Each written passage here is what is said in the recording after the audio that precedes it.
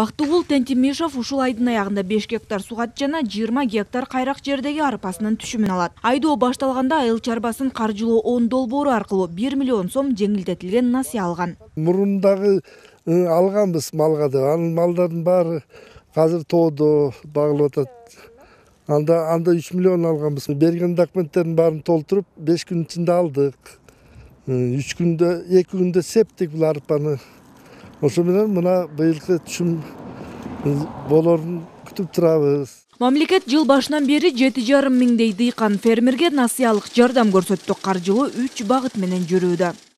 Айыл чарбасын каржылоо 10 долбоорунун алкагында дыйкандарга 4 миллиард сомго 7,5 миң жеңилдетилген насыя берилди. Анын ичинде өсүмдүк өстүрүүгө дээрлик 1 миллиард 99 миллион 36 миң сомго 2700 дыйкан алды. Мал чарбачылык категориясы боюнча жалпы 2 миллиард 279 миллион 450 миң сом, 4625 насыя. Айыл чарба продукциясын кайра иштетүүгө 613 миллион 50 миң сомго 218 насыя берилди.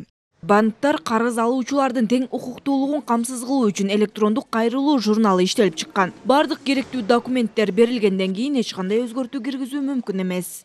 2021 жылга чейин өсүмдүк өстүрүүчүлөргө 8%, мал чарбачылыгына 10%, кайра иштетүүгө 6% болгон болсо, быйылкы жылдан баштап бардык тармактарга 6%дан берилүүдө. Быйыл айыл чарба тармагына 26 миллиард сом бөлүнгөн, ирригация системасын оңдоо жана башка тиешелүү иш-чараларга 1 миллиард сом, үрөн сатып алууга 1,5 миллиард сомго жакын жана минералдык жер семирткичтерди сатып алууга 1 миллиард сомго жакын каражат каралган.